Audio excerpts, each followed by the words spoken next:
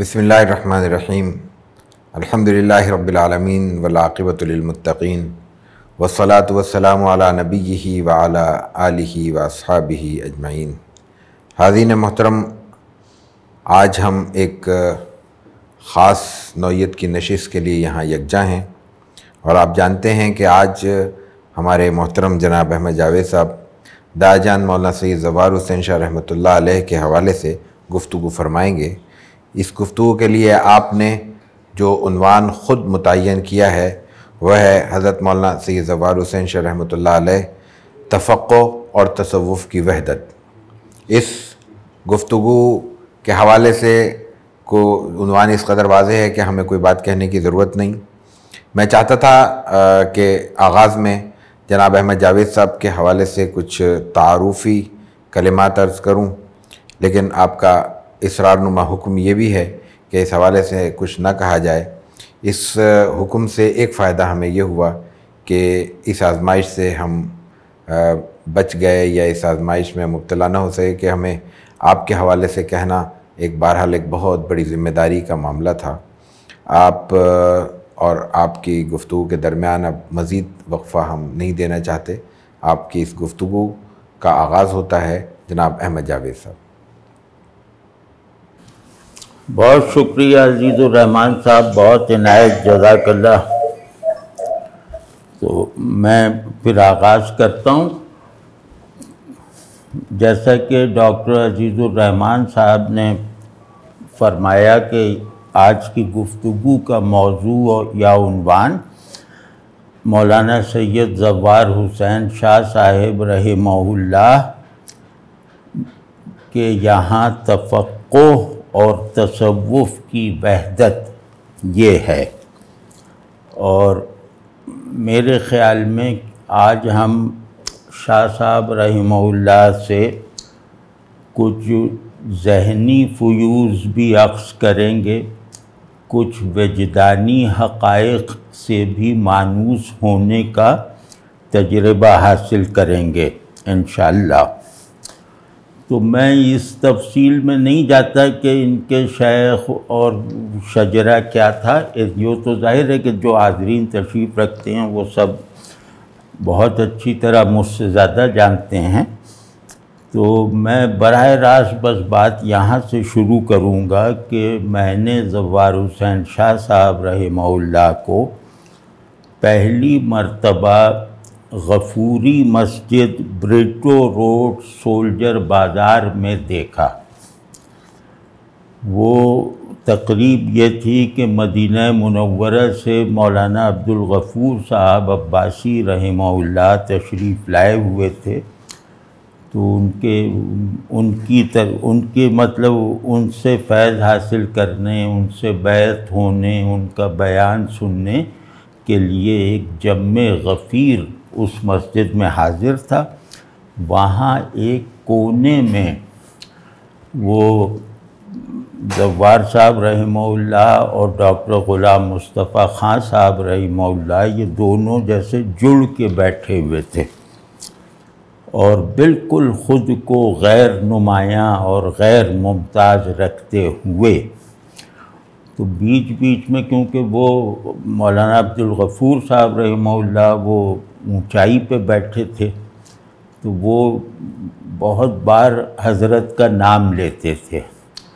کہ ہاں بھائی ٹھیک ہے، یا ایسے ہی کہ تم ٹھیک تو ہو، اس طرح بات کرتے تھے۔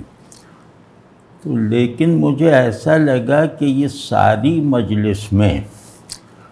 مولانا عبدالغفور صاحب رحمہ اللہ سے اگر کسی کو ایک عینیت تک پہنچی ہوئی مناسبت ہے تو وہ حضرت شاہ صاحب ہیں۔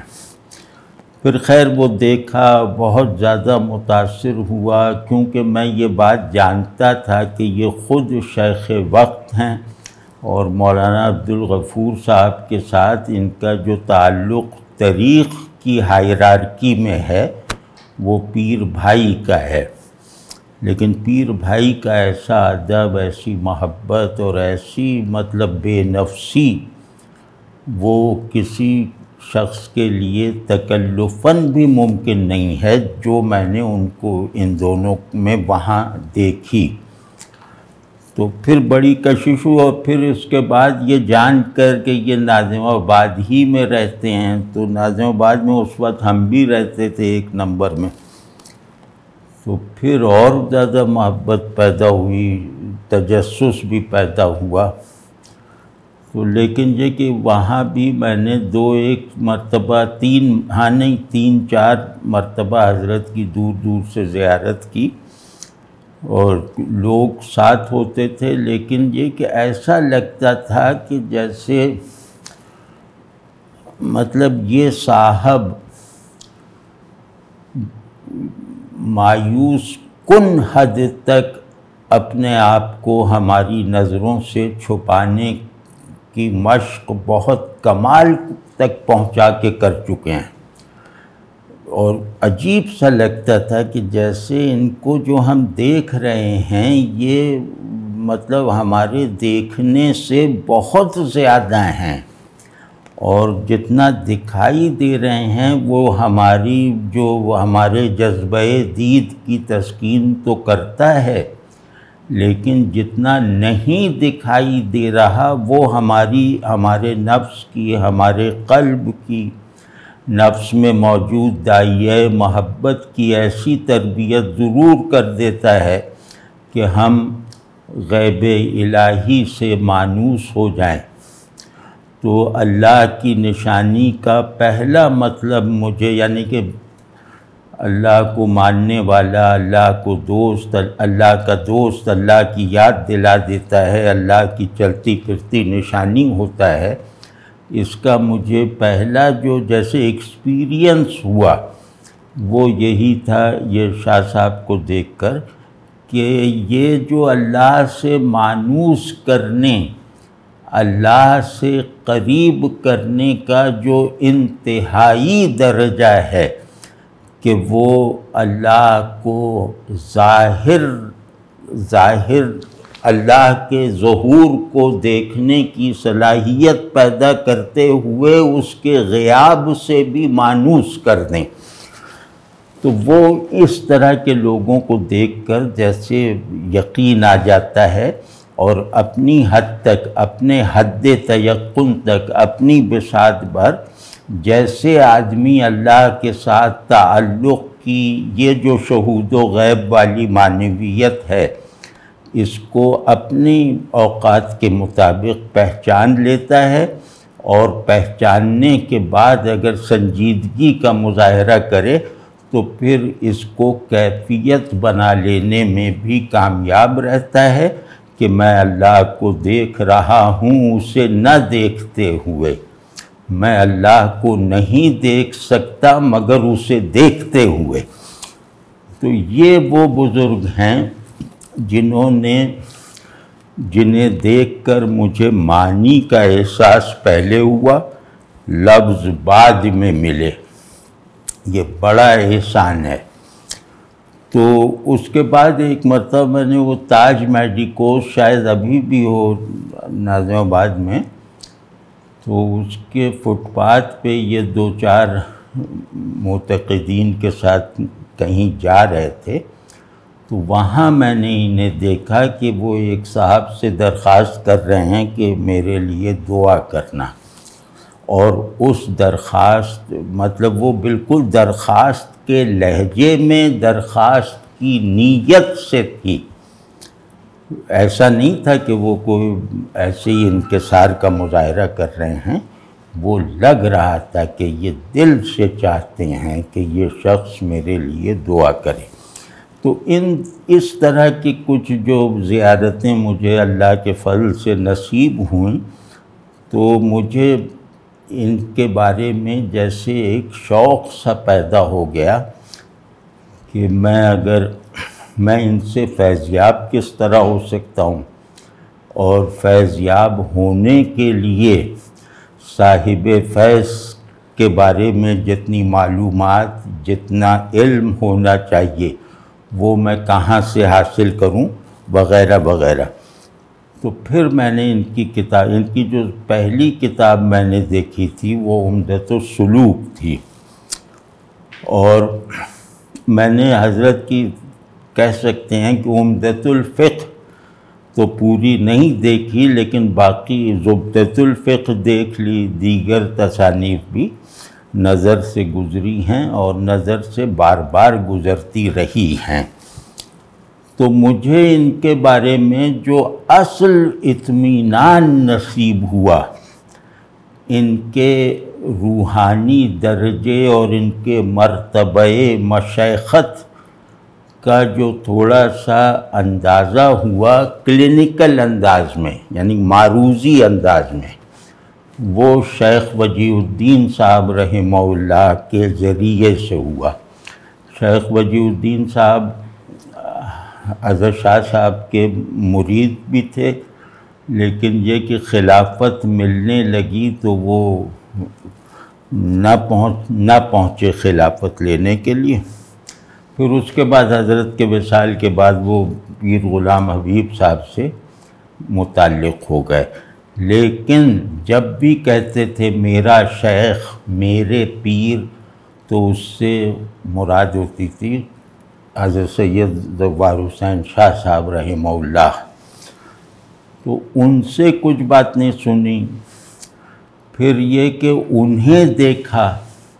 تو وہ یہ کہتے تھے کہ میرے اندر بس 2 آدمی سمائے ہوئے ہیں، 2 کی تربیت سے میں جیسا تیسا بنا ہوں، اس میں 2 حضرات کی تربیت کا دخل ہے۔ ایک کوئی میرپور خاص میں تھے بابو جی عبداللہ رحمہ اللہ، اور یہ حضرت شاہ صاحب رحمہ اللہ۔ تو پھر مجھے اندازہ ہوا، کیونکہ شیخ وجیہ الدین صاحب جیسے ایک ناممکن نظر مطلب ان جیسا بننا بالکل ناممکن لگتا تھا۔ جو بھی انہیں جانتے ہوں وہ اس بات کی تصدیق کریں گے کہ انہیں دیکھ کر کوئی امید یہ نہیں پیدا ہوتی تھی کہ ہم بھی ایسا بن سکتے ہیں، لہٰذا ہمیں ایسا بننے کی کوشش کرنی چاہیے۔ وہ زیادہ تر ان کے اندر جو شدت احتیاط تھی، اور وہ ہر معاملے کو عزیمت کے ہاتھ سے گرفت میں لیتے تھے، رخصت سے بالکل مجتنب، مشتبہات سے مکمل کامیابی کے ساتھ گریزاں۔ تو یہ سب ظاہر ہے ہم لوگ کہاں، ہم اٹیمپٹ ہی نہیں کر سکتے۔ تو ان کی شخصیت کی یہ ناقابل عبور وسعتیں دیکھ کر اندازہ لگانے میں کامیابی سی گویا ہوئی کہ ان کے شیخ کیا ہوں گے، کیونکہ یہ کہتے تھے کہ میں نے زہد اور یکسوئی اللہ کی طرف وہ اپنے شیخ شاہ زوار حسین صاحب رحمہ اللہ سے سیکھی ہے۔ تو اب آج میں گویا اپنے ایک محسن کا ذکر کروں گا، اور وقت کم ہے، اس وجہ سے بہت سی باتیں چاہتے ہوئے بھی شاید نہ کہہ سکوں۔ اللہ نے چاہا تو کوئی وقت ملے گا کہ ہم 2-3 نشستوں میں حضرت کا تذکرہ کریں گے، اور حضرت سے آج بھی مستفید اور مستفیض ہونے کے کیا راستے نکالے جا سکتے ہیں وہ بھی ڈھونڈنے کی کوشش کریں گے انشاءاللہ۔ ہم اپنے حلقے میں مطلب حضرت کے جو آداب سلوک ہیں ان سے کام لیتے ہیں، لیکن ذرا گہرائی میں جا کے حضرت کا جو تجدیدی کام ہے اور ایک انتہائی منفرد اظہار کے ساتھ جو تجدیدی کام ہے اس پر توجہ دینے کی ضرورت ہے، تاکہ ہمارے اندر چھایا ہوا یہ روحانی اضمحلال یہ ختم ہو جائے۔ تو اب جو آج کا موضوع ہے کہ تفقہ اور تصوف کی وحدت، اس سے مراد یہ ہے کہ مختصر جیسے بس صرف تعریف کر کے آگے بڑھتے ہیں،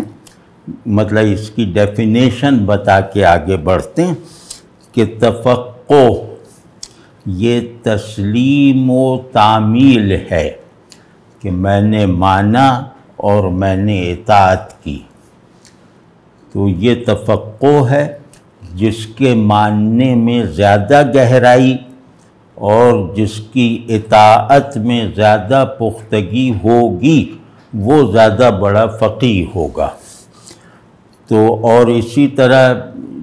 جس طرح یہ تسلیم و تعمیل ہے کہ اللہ کو ماننا کیسے ہے، اللہ کی باتوں کو سمجھنا کیسے ہے، اور اللہ کے احکام پر چلنا کیسے ہے، اللہ کو ناراض کرنے سے بچنا کیسے ہے، وغیرہ وغیرہ۔ تو اور دوسری طرف جو تصوف ہے وہ تیسرا درجہ دینداری جو ہے اس روایت کا تنہا وارث ہے۔ وہ تیسرا درجہ ہے تحویل، جو مانا اسے حالت میں بدلا، جو کیا اسے کیفیت میں ڈھالا، یعنی میں نے دین کو اس کے حقائق اور اس کی مرادات اور اس کے احکام کے ساتھ اپنے اندر کے نظام پر حاکم کر لیا۔ یہ تصوف ہے، یعنی دین کو انٹرنلائز کرنا، دین کو باطنی طور پر اپنا حاکم بنانا، اللہ کے ذکر کو اللہ سے تعلق کا بڑا وسیلہ بنانا، اور اس ذکر کو بطور حال کے دائم اور مسلسل رکھنا، یہ تصوف ہے اور اس کا مقصود ہے۔ تو فقیہ جو ہے وہ دین ہے تعلق باللہ کا شعور، اور اس تعلق کے آداب رسول اللہ صلی اللہ علیہ وسلم کی غیر مشروط اتباع کے ساتھ بجا لانے کا۔ تو تعلق باللہ جو ہے وہ اصل ہے، بس دین کا مرکز ہے کہ ہم اللہ سے متعلق ہونے کا ادب سیکھ جائیں۔ تو فقیہ جو ہے وہ تعلق باللہ کے لیے درکار آداب اطاعت سکھاتا ہے، اور صوفی جو ہے وہ اس تعلق باللہ کی تصدیق کر سکنے والے احوال کا حامل بناتا ہے۔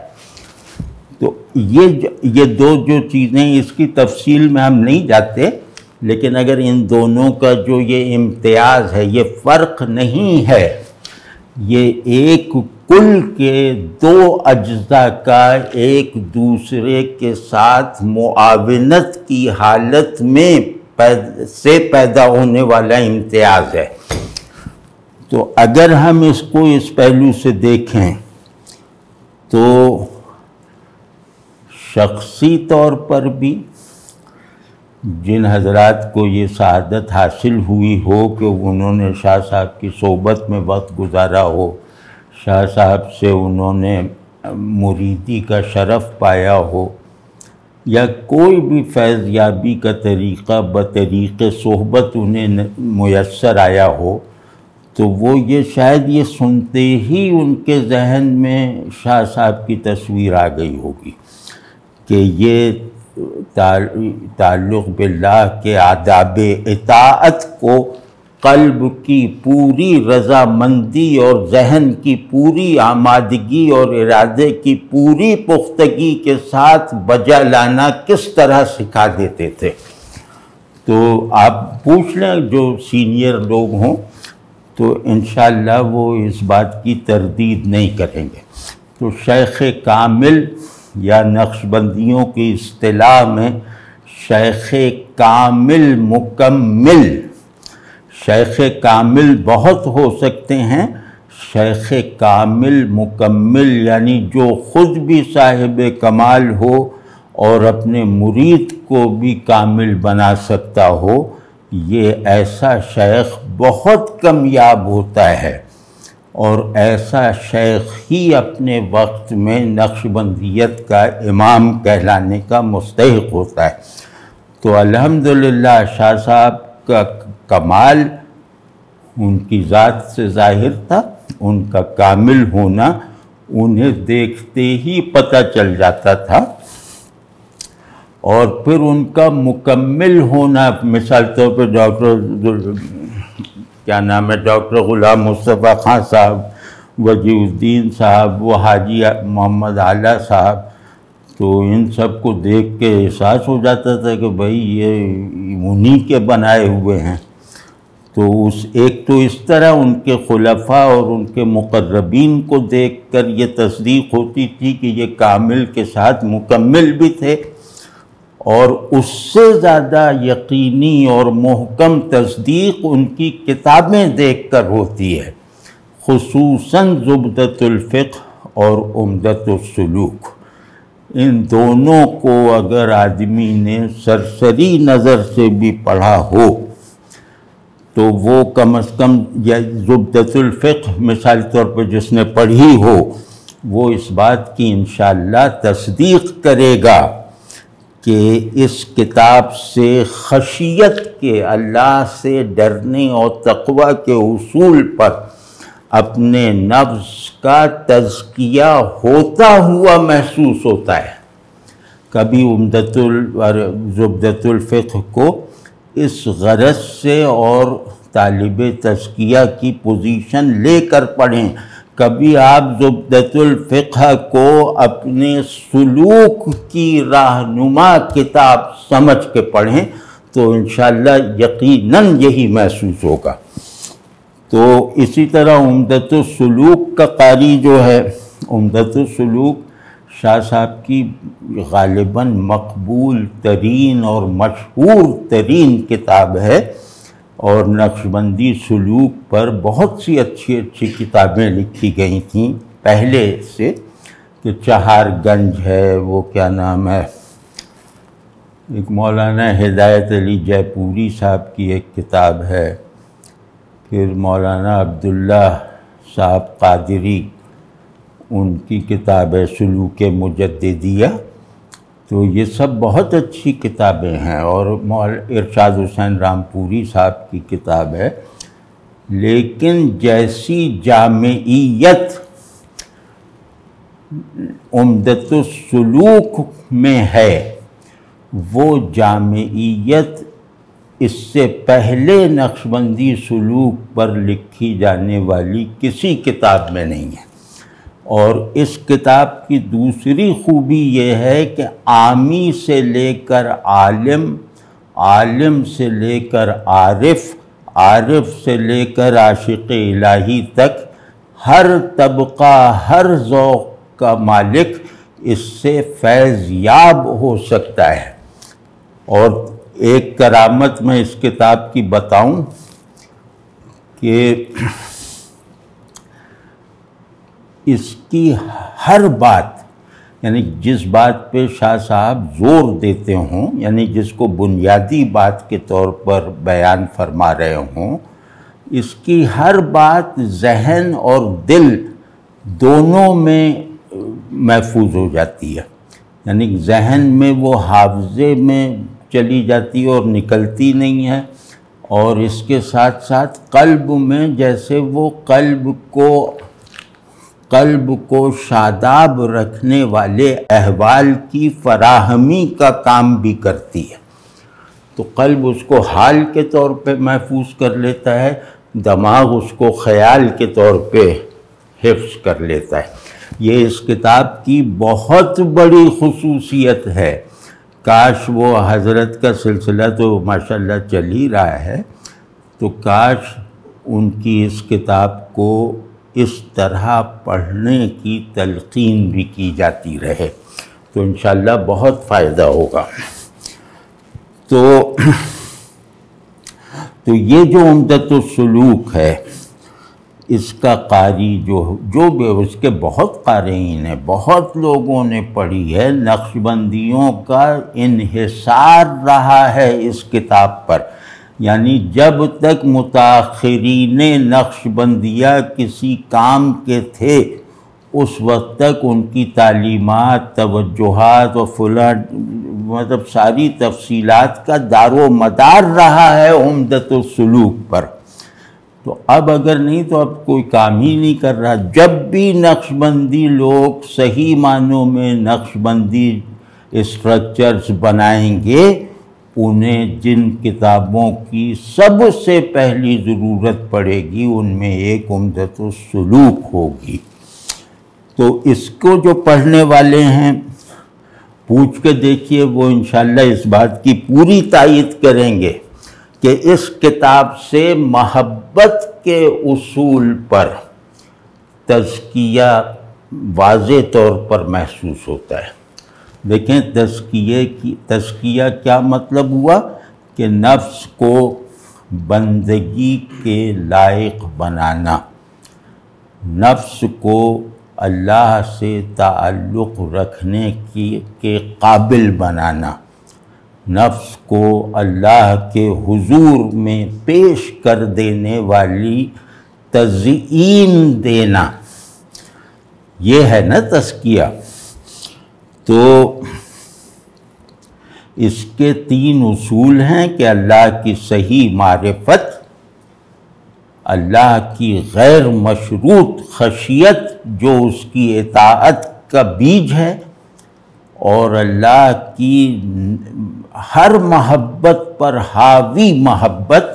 ہر محبت کا واحد سبب اللہ کی محبت کا ہونا، اس محبت کی بنیاد پہ ذوق ذکر اور ذوق عبادت نصیب ہوتا ہے۔ تو خشیت سے اطاعت جو ہے وہ روح پاتی ہے، محبت سے عبادت حقیقت سے اپنی واصل ہوتی ہے، اور معرفت جو ہے وہ ان دونوں پر ایک نگران کی حیثیت رکھتی ہے کہ اللہ کے اپنے بتائے ہوئے تعارف کے حدود سے نہ نکلنا، محبت کے نام پر یا خشیت کے نام پر۔ تو یہ 3 جو اصول ہیں، یہ تعلق باللہ کے 3 دروازے ہیں۔ یہ مطلب بندگی کی تعمیر کرنے والے 3 جو ہیں وہ 3 بنیادی عناصر ہیں، مطلب ان سے باہر کچھ نہیں ہے۔ اللہ سے تعلق میں یہ ہماری ہر کیفیت، حالت، عمل، خیال، وہ سب ان 3 کیٹیگریز میں سے کسی ایک میں یا سب میں ہوگا۔ تو یہ جو کام ہے، یہ کام میری دانش میں جو آخری بزرگ، آخری عالم نے کیا ہے وہ شاہ زوار حسین صاحب نے کیا ہے، جنہوں نے ان اصول سہگانہ کو اپنی توجہ اور اپنی تعلیم دونوں کی مدد سے اپنے مریدوں اور معتقدوں اور اپنے قاریوں میں زندہ رکھا، اور پھر اس زندگی سے فائدہ اٹھانا بھی سکھایا۔ تو یہ شاہ صاحب کے بعد یہ کام نہیں ہوا ہے، صرف نقشبندیوں ہی میں نہیں، علماء میں بھی اور صوفیہ میں بھی۔ تو ان کی اس جہت کا احترام کرنا اور یہ سمجھ لینے کے بعد کہ ان کا یہ درجہ ہے، یہ ہماری یہ ضرورتیں پوری کر سکتے ہیں، یہ ہمیں فقیہ کا مقرب اور صوفی کا دوست بنا سکتے ہیں۔ تو وہ اگر یہ یقین میسر آ جائے تو پھر اس یقین کے مطابق ان کے ساتھ مناسبت پیدا کرتے رہنے کی مسلسل کوشش نہ کرنا، یہ گویا اپنے ساتھ دشمنی ہوگا۔ تو یہ اتنے بڑے آدمی تھے۔ تو اسی طرح جیسے دوسرا، جیسے میں بتاتا ہوں، ان کے اندر جیسے بڑے لوگ جو ہوتے ہیں نا، ان کے اندر ایک انٹریکٹیو پیراڈاکسیکل اسٹرکچرنگ ہوتی ہے۔ وہ یہ کہ بظاہر بالکل مختلف معنی رکھنے والے احوال و کیفیات اور خیالات وغیرہ، ان کے اندر بہت ایک دوسرے سے معاونت کرتے ہوئے دکھائی دیتے ہیں کہ خشیت جو ہے وہ محبت کا لازمہ بن جاتی ہے، محبت جو ہے وہ خشیت کا نتیجہ بن جاتی ہے، پھر یہ دونوں آپس میں گھل مل کر ایک نئی کیفیت میں بدل جاتے ہیں،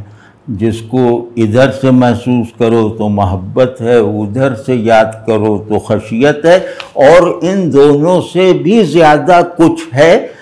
قلب میں ایک ناقابل شناخت اور ناقابل اظہار کیفیت اور حال کے طور پر۔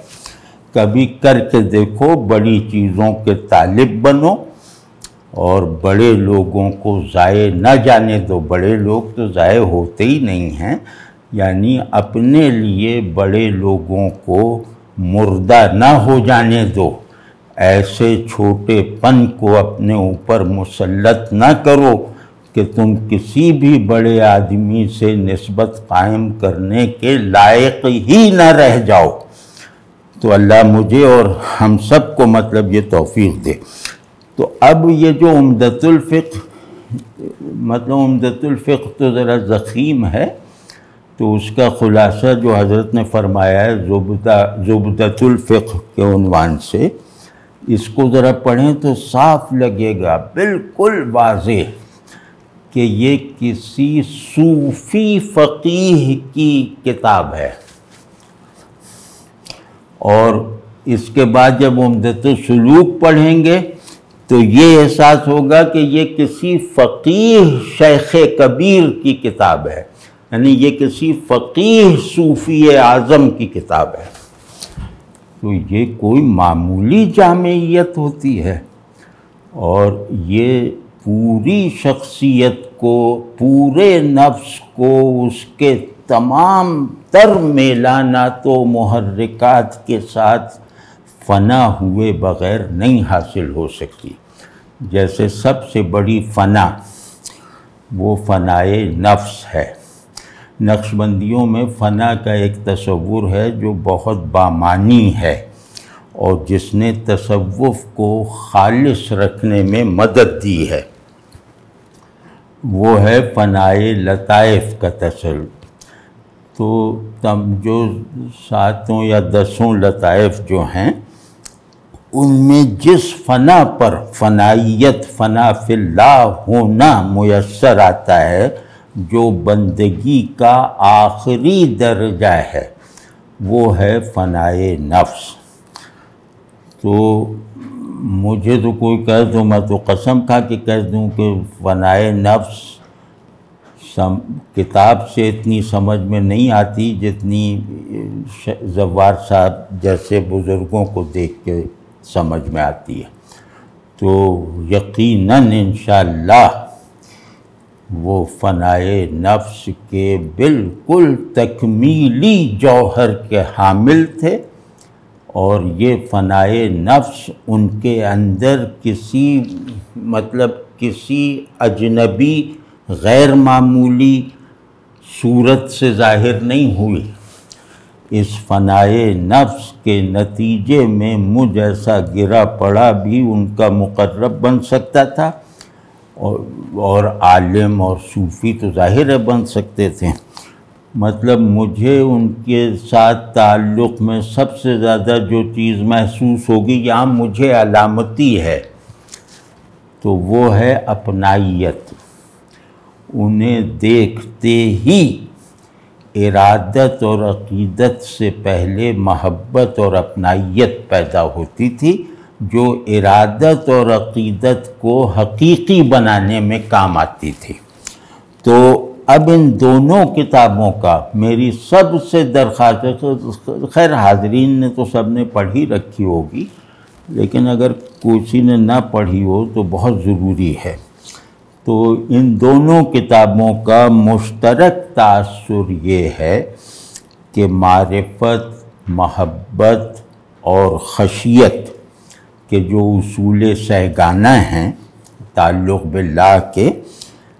یہ تینوں اصول جیسے ایک وحدت میں اپنی ٹرانسینڈنس کے ساتھ ڈھل گئے ہیں۔ یہ جملہ مجدد الف ثانی ایسے بزرگوں کے بارے میں کہا جا سکتا ہے، اور میں پوری خدا خوفی سے اپنے بس بر جتنی دیانت کے میں لائق ہوں، اس دیانت کے ساتھ یہ کہہ رہا ہوں کہ یہ بات، یہ دعویٰ، یہ ججمنٹ یہ زوار حسین شاہ صاحب کے بارے میں بھی کیا جا سکتا ہے۔ ان کی مشائخت کے تحریری طریق پر بھی اور ان کی مشائخت کے جو رسمی طریق ہیں دونوں میں وہ ایسے ہی تھے کہ محبت، خشیت اور معرفت عین یکدیگر ہو کر ایک وحدت عینی پیدا کرتی تھیں جو ان تینوں عنوانات کی تکمیل کر دیتی تھی ایک نئے دائرہ وحدت میں۔ تو اب جیسا کہ ہم لوگ جانتے ہی ہیں کہ حنفی فقہ اور نقشبندی طریق ان میں لازم و ملزوم کی نسبت ہے، یعنی نقشبندی ہونے کے لیے حنفی ہونا بہت مطلب اس پہ تاکید ہے۔ تو یہ نقشبندی ہی سلسلہ ہے جس کے اندر ملاوٹیں کم ہونے کا سبب یہ ہے کہ اس نے ایک دبستان فقہ اور ایک مکتب کلام سے خود کو وابستہ رکھا، ماتریدی رہے، حنفی رہے۔ تو اس سے یہ ہوا کہ صوفی جو ہے وہ عالموں کی نگرانی میں رہا۔ جیسے حضرت مجدد صاحب فرماتے ہیں نا کہ ان باتوں میں صوفیہ کا قول نہیں چلے گا، اس میں فقیہ کی سند درکار ہے۔ مطلب ابو حنیفہ کو بہاؤالدین نقشبند کی کوئی ضرورت نہیں ہے، لیکن بہاؤالدین نقشبند کو امام صاحب کی احتیاج ہے۔ تو یہ جو توازن اور یہ جو ایک بیلنس ہے، یہ نقشبندی سلسلے نے ہی برقرار رکھ کے دکھایا۔ تمام سلاسل کے مقابلے میں نقشبندی سلسلے نے حب عقلی اور حب عشقی، اسی طرح اعمال اور احوال، ان سب کے اندر ایک بہت زندہ اور خلاقانہ تعلق اور تعاون پیدا کرنے میں بے نظیر کامیابی حاصل کر کے دکھائی، اور پورے سلوک اور اس سلوک سے حاصل ہونے والے یا اس سیر سے میسر آنے والے احوال و مشاہدات کو بھی نقشبندی سلوک میں پریڈکٹ کیا جا سکتا ہے۔ یہ کسی اور سلسلے میں نہیں ہے۔ یہاں کے اذواق، یہاں کے احوال، یہاں کے احساسات و کیفیات اور یہاں کے مشاہدات، یہ سب عروج کے جو لوازم ہیں یہ سب انفرادی نہیں ہیں، یہ طے شدہ ہیں۔ کہ جیسے یہ کہ طے شدہ ہے کہ برفی جو بھی کھائے گا اسے میٹھی لگے گی، طے شدہ ہے کہ مرچ جو بھی چبائے گا اسے کڑوی لگے گی، عین اسی تیقن کے ساتھ نقشبندی سلوک سے پیدا ہونے والے ادراکات، احوال، مشاہدات، وہ ہر شخص پر ایک طرح کا اثر فرق مراتب کے ساتھ چھوڑیں گے۔ تو یہ ہو سکتا ہے کہ کسی کو برفی بہت میٹھی لگی اور کسی کو کم لگی، تو یہ فرق مراتب تو ظاہر رہے گا، لیکن نقشبندی شیخ کسی کو بھی اگلا سبق دیتے ہوئے یہ پہلے سے جانتا ہے کہ اگر اس نے یہ سبق ٹھیک سے کیا تو اس کو ان واردات سے سابقہ پڑے گا۔ اس نے اگر لطیفہ قلب کو پورے وقوف کے ساتھ زندہ رکھا تو اس میں ذوق استغفار پیدا ہوگا۔ اس نے اگر لطیفہ روح کو رکھا تو اس میں ذوق تشکر پیدا ہوگا، اس طرح ذوق تسبیح پیدا ہوگا، یعنی اللہ کی تسبیح کا ذوق پیدا ہوگا۔ تو اسی طرح جس نے تیسرا لطیفہ اچھی طرح کیا، سر کا لطیفہ، تو اس میں شریعت سے مناسبت اور ذوق اطاعت، شوق اطاعت پیدا ہوگا۔ اس سے احکام الہی جو ہیں وہ مقامات عروج کی طرح محسوس ہوں گے، دکھائی دیں گے۔ اور چوتھے میں تقوی حاصل ہوگا، دنیا سے بے رغبتی ہوگی، اور مطلب جس کو کہتے ہیں روحانیت، یعنی جسمانیت کا مغلوب ہو جانا نفس میں پیدا ہونے والے روحانی احوال سے۔ یعنی مجھے ٹھنڈا پانی اتنا، مجھے نعمت اتنا شکر پر نعمت کا شکر اتنا لذیذ نہ لگے جتنا کہ نعمت ملنے کا احساس اور پھر اس کے نتیجے میں دل سے ابھرنے والا شکر لذیذ لگتا ہے۔ تو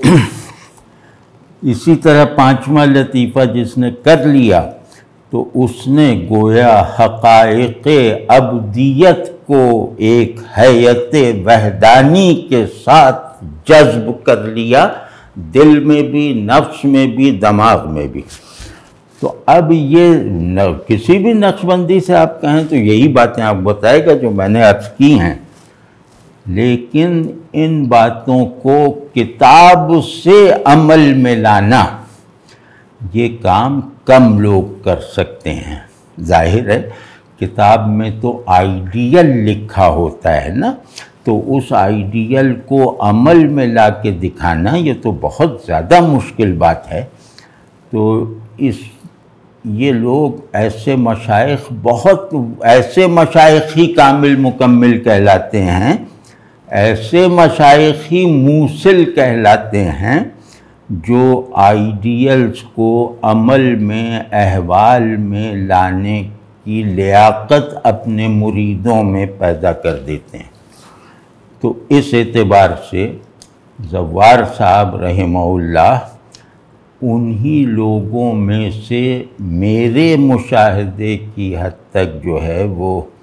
بہت بڑے آدمی کی حیثیت سے آخری تھے، یا جیسے آج کل وہ ناصر الدین خاکوانی صاحب قبلہ ہیں تو وہ بھی مطلب وہ بھی اسی، اور اب وہ شاید فضل علی صاحب کے سلسلے سے نہیں ہیں، وہ کسی اور برانچ سے ہیں، لیکن ان کے یہاں بھی ہے، اور ان کے یہاں بھی میں نے دیکھا ہے، ان کے مریدوں دیکھا ہے، انہیں تو نہیں دیکھ پایا آج تک کہ وہاں عمدۃ السلوک کا بہت چلن ہے۔ تو شاہ صاحب جو بھی بڑا آدمی ہوتا ہے اس کا فیض اس کے خانوادے تک، اس کے مریدوں تک، بلکہ اس کے سلسلے تک محدود نہیں رہتا۔ بڑے آدمی کی پہچان یہ ہے کہ وہ اپنے سلسلے کے حدود میں محبوس نہیں رہتا، بلکہ اس کا فائدہ پوری روایت تصوف یا دینداری کی تمام سنجیدہ حیتوں تک پہنچتا ہے۔ تو زوار صاحب ماشاءاللہ ایسے ہی آدمی تھے کہ عالم بننا سیکھ جائے، یعنی عالم خشیت حاصل کر لے، اور صوفی جو ہے، مرید جو ہے وہ محبت تک پہنچ جائے، اور پھر ان دونوں میں آپس کی جو نام نہاد دوئی ہے وہ ایک جگہ پر جا کر حل ہو جائے، پھر عالم صوفی بن جاتا ہے، صوفی بھی عالم نہ ہونے کی محرومی سے، نقصان اٹھانے سے بچ جاتا ہے۔ تو اللہ ان کی قبر کو روشن رکھے، ٹھنڈا رکھے۔ تو یہ اتنے بڑے کام کے وارث بنائے گئے تھے اللہ کی طرف سے، اور جو انہوں نے بالکل اسی طرح انجام دیا جیسے کہ نقش بندی سلسلے میں وقتاً فوقتاً آنے والے مجددوں نے کیا ہے۔ تو آگے مجھے کہنا تھا حنفی فقہ، اور تو وہ جو عرض کیا نا شاہ صاحب نے، جس کو اپنے عمل سے، اپنی تصنیفات کے ذریعے سے دکھایا ہے کہ حنفی فقہ میں قانون سازی جو ہے نا، نص کو وارد رکھنا بدلتی ہوئی صورتحال پر، انسان کی زندگی کو اطاعت ربانی کے دائرے سے نہ نکلنے دینا، یہ فقیہ کی ذمہ داری ہے۔ تو اس ذمہ داری کو جس پھیلاؤ، جس جامعیت اور جس سہولت کے ساتھ حنفی فقہ نے انجام دیا ہے، اس کی نظیر نہیں ملتی۔ تو ان کے قانون سازی کے اصول بہت جامع اور مانع ہیں، اور ذہن کو کسی عالی دماغ آدمی کو بھی اور عام ذہن رکھنے والوں کو بھی